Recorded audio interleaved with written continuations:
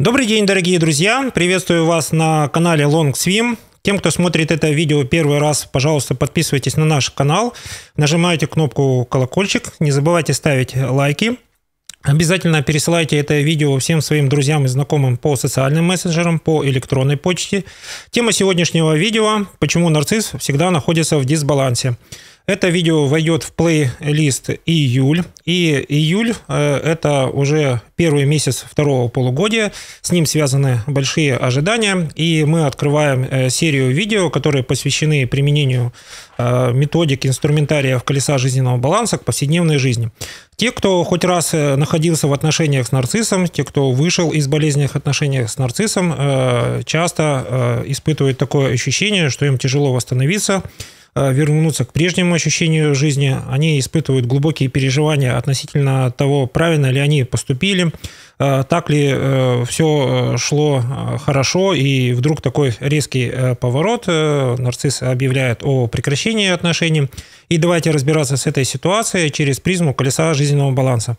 Те, кто первый раз слышит о колесе жизненного баланса, я напомню, что колесо жизненного баланса LongSwim представляет собой сферу, которая разделена на 8 частей. 8 частей, они отражают 95% нашей повседневной жизни. И теперь с помощью колеса жизненного баланса мы разберемся, кто такой нарцисс, почему он так поступает и почему он постоянно находится в дисбалансе. Те, кто автомобилисты, пожалуйста, делайте громкость аудио погромче. Мы желаем вам хорошей дороги. Поделитесь своими впечатлениями от просмотра нашего канала, и мы начинаем. Итак, если мы рассмотрим колесо жизненного баланса любого нарцисса, то те, кто практикует колесо жизненного баланса не один год, сразу заметят, что в двух сферах у нарциссов всегда находится дисбаланс. Это сфера яркость жизни и сфера духовный рост и творчество. Почему так происходит? Дело в том, что нарциссы сами по себе ребята достаточно талантливые. Это люди, которые сразу заметны в сообществе, в нашем ближайшем окружении, в нашем дальнем окружении. Вы нарциссов можете найти среди своих друзей и родственников. И чем же они так талантливы? Они талантливы прежде всего тем, что у них очень простая модель поведения. Если они решили что-то делать, они не сомневаются в своих поступках, они сразу приступают к тому, что они предпочитают делать. Они очень интуитивные, замечательные. В профессии, как правило, они достаточно успешны. Единственный момент, который всех напрягает, это его поведение в сфере друзей и окружения и поведение нарцисса в сфере семья и отношения. Если мы посмотрим на колесо жизненного баланса, то мы с вами заметим, что у нас для мужчин существуют приоритетные сферы. Это карьера и бизнес, и сфера друзья и окружение. И если мы рассматриваем мужчину-нарцисса, то нам прежде всего нужно посмотреть на его основную диагональ, как нарцисс себя проявляет в карьере и бизнесе, и как он проявляет по отношению к своим друзьям и окружению. Если вы уже пострадали от дружбы с нарциссом, в кавычках, тогда вы, находясь в сфере друзья и окружения, вы понимаете, что вы скорее находитесь в двух сообществах нарцисса. Первое сообщество называется свита нарцисса, и второе сообщество называется гарем нарцисса. Это название условное. В интернете, в профессиональной литературе вы найдете какие-то другие определения, но мы в своем видео будем использовать эти определения. Наше видео не претендует на экспертность. Я сразу заявляю о том, что я высказываю свое личное мнение и приглашаю к диалогу всех специалистов, которые связаны с этой сферой душевного здоровья, психологов, психотерапевтов и медиков. Пожалуйста, в комментариях пишите, что вам было интересного в этом видео, делайте свои профессиональные поправки. Мы освещаем эту тему первый раз. Безусловно, у нас что-то получится хорошо, что-то получится плохо, но, тем не менее, я хотел бы, чтобы мы дискуссию по этому поводу начали. И если у вас есть какое-то особое мнение, своя история успеха, пожалуйста, пишите об этом в комментариях. Итак, нарциссы, мужчины в сфере карьеры и бизнеса, безусловные лидеры, они очень хваткие, профессиональные навыки они схватывают буквально на лету, очаровывают всех своей харизмой, легким отношением к существующим проблемам, мелкие рутинные проблемы они решают грандиозно, легко, одним мановением руки. В этом есть их как бы яркость этих личностей. Все-таки вот в сфере карьера и бизнес мы ожидаем от этих людей и профессионального исполнения, в этом они преуспели.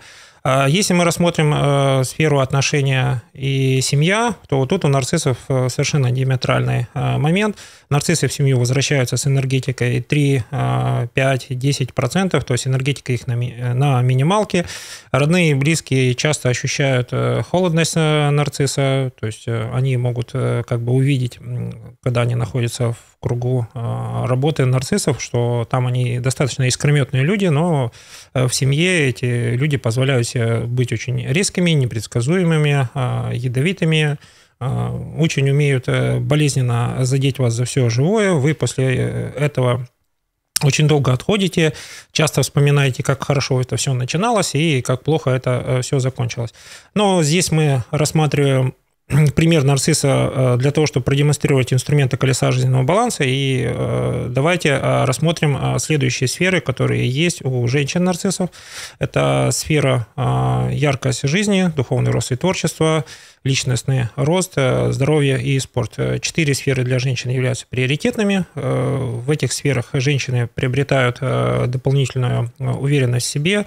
Они пользуются тем, что, чередуя работу и отдых, эмоции, заряжаются. Женщины эмоционально выносливее, чем мужчины. Почему? Потому что мужчины не так заморачиваются на проработку этих сфер и, соответственно, не обладают той выносливостью, которая есть природная у женщин, и она еще помноженная на многолетнюю практику проработки этих сфер. Что происходит у женщин-нарциссов, как они проявляются? В работе они скромняшки, обладают очень хорошей харизмой, помогают людям в коллективе адаптироваться, решать свои вопросы. Вот в сфере яркость жизни, то есть баланс между работой и отдыхом, у них проявляется первый дисбаланс. Первый дисбаланс заключается в том, что они работу считают своим последним рывком, сфера семья и отношения для них остается на последнем месте. То есть, если взять такой общий вывод, нарциссы в сфере семья и отношения, они ведут себя по-разному. То это яркие семьянины, которые ведут на стороне какую-то параллельную жизнь, вторая, третья или четвертая семья, либо, наоборот, в существующих отношениях или в семье ведут себя отвратительно, ничем не стараются сберечь эти отношения. Как правило, союзы с нарциссами, они яркие, но недолгие. После этого для пострадавшей стороны идет длительная реабилитация. Теме реабилитации от нарциссов посвящено очень много каналов в YouTube. Пожалуйста, если у вас есть какой-то интересный канал, пишите в комментариях. Пускай те, кто осуществляет этот поиск ввиду произошедшей в жизни ситуации, на нашем канале найдут источники этой информации. Я вас призываю к тому, чтобы пользоваться инструментариями колеса жизненного баланса для того, чтобы, первое, восстанавливаться после таких отношений, потому что колесо жизненного баланса про ваше состояние. Если вы пострадали от нарциссов, ваше состояние будет 0,4, оно будет нестабильное, вам тяжело будет принимать решения. Ваша задача через непродолжительное время, 4-6 месяцев, вернуться к состоянию 4-8, чтобы предпринимать какие-то действия и пробовать жить без взаимодействия с нарциссом. Возвращаясь к нашей сфере духовный рост и творчество, как женщины-нарциссы ведут себя в этой сфере, как правило, несмотря на то, что они чрезвычайно талантливы и одаренные, то есть кто-то из них может вести кулинарный блог, кто-то может с удовольствием рассказывать о своих каких-то хобби, но со временем они забрасывают это, переключаются на какие-то другие дела. То есть у нарцисса погружение в какое-то увлечение, оно сильное, так сказать, ныряют сразу с головой, ни о чем не задумываются. Если было одно увлечение, оно потом может быть резко брошено, может начаться другое увлечение. Если у кого есть какие жизненные наблюдения, пожалуйста, пишите в комментариях. Нам будет интересно собрать обратный отклик. Если тема будет достаточно интересная и большая, запишем по этому поводу отдельное видео. Следующая сфера – личностный рост. Нарциссы, женщины не стремятся здесь регулярно проходить обучение. Для них обучение связано с тем, что применительно к данной профессии, применительно к данному карьерному росту важно достичь каких-то успехов, желательно чуть-чуть выше среднего. Дальше идет по накатанной, хорошие друзья, какие-то влиятельные связи, бесконечная тяга к карьерному росту. Они буквально могут идти по головам, не считаясь чьими-то интересами. Как правило, те, кто помогли нарциссам, потом оказываются в глубокой апатии, потому что нарциссы эту помощь воспринимают как нечто обязательное, ну и не считают нужным как бы возвращать это в виде благодарности. Следующая сфера – это здоровье и спорт. Здесь нарциссы очаровашки и во всей красе. Спорт для них – это элемент внешнего образа. Для них занятие спортом – это поддержание их положительного имиджа. Для своей свиты нарциссы безупречны, спортивные, подтянутые, регулярно ходят в спортзал, но каких-то грандиозных достижений в спорте у них нет. То есть это люди, регулярно занимающиеся спортом, безусловно, занимаются этим увлеченно, с большой самоотдачей. Если вы их заметите в харизме, они радостно улыбаются, показывают всем, что занятие спортом для них – это просто родная стихия. Тот, кто знаком с нарциссами не один год, они сразу заметят, что эти показательные выступления в спортзале – это хорошо, но за ними не стоит участие в соревнованиях, за этим не стоит какой-то грандиозной цели. Как правило, у нарциссов нет тренеров, они занимаются интуитивно.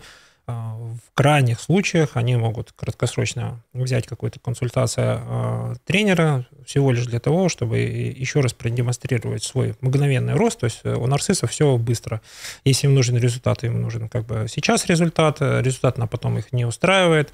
И для них выбор цели достижения, он не стоит. Любая цель, она сразу обрастает различными вариантами ее достижения, гуманными, негуманными, экологичными, неэкологичными, но с точки зрения целеустремленности у нарциссов есть чему поучиться.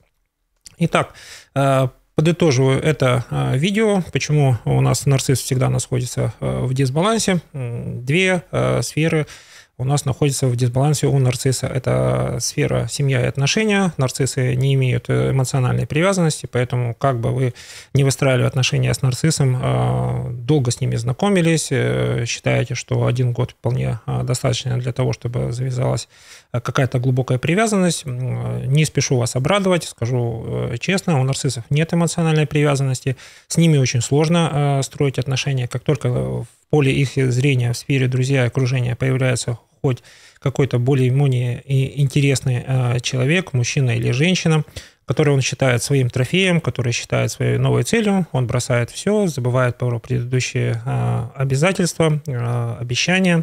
Даже если они сделаны письменно на бумаге, для нарцисса это ничего не стоит. Поэтому те, кто узнал среди своих знакомых нарциссов, кто сталкивается с такой ситуацией, пожалуйста, поделитесь своей историей в комментариях. Я не считаю, что это история успеха, но это ваш жизненный опыт, который помогает вам еще раз пересмотреть свои жизненные ценности, сконцентрироваться на том, что своих единомышленников вы должны сами выбирать, и единомышленников нужно выбирать в соответствии с жизненными ценностями. При взаимодействии с нарциссами вы заметите, что ваши жизненные ценности и жизненные ценности нарциссов, они очень глубоко различаются и по глубине, и буквально вот вы как стрелки компаса. Одна стрелка смотрит на север, другая стрелка смотрит на юг, но вы в рамках одного корпуса. Нарцисс свои цели умеет показать ярко, ваши цели умеет сарказмом, с юмором слегка обесценить и сказать, что это все мелочь, это несерьезно. Вот мои цели простые. Нарциссы вообще стараются все это упрощать. Есть цель, живу ярко, живу красиво, и этим они завораживают. Если ваша цель там быть профессионалом в своей отрасли, нарцисс вполне доволен той должностью, которую он занимает, и всегда будет смеяться над вашими неоднократными попытками что-то сделать, что-то почитать. Если вы учились в школе на хорошо и отлично, а нарцисс яркий троечник, то он, как яркий троечник, популярно объяснит, что 5 лет обучения в вузе и 10 лет в школе – это все потраченные деньги, это все не так, и все это было не нужно. вы, несмотря на то, что гордились своим многолетним опытом, сами на себе начинаете замечать, что это оказывается так, и зачем нужно стремиться. Вот при общении с нарциссом вы заметите, что вы как бы обменялись своими жизненными ценностями. Нарцисс у вас забирает удачу и везение, он живет в вашем образе, обучение – это хорошо, профессиональное знание – это классно, а вы остаетесь с миссией троечника ничего не делать, лениться, ни за что не браться, и это продолжается достаточно длительное время. Всем, кто смотрел это видео, всем желаю хорошего дня, приятного настроения. Я всем вам желаю изучать колесо жизненного баланса осознанно, для того, чтобы вы применили это все на практике. Если у вас возникла какая-то сложная ситуация, пожалуйста, пишите в комментариях. Мы по этой ситуации сделаем отдельное видео. Тем, кто смотрел это видео и еще не подписался, пожалуйста, подписывайтесь на наш канал.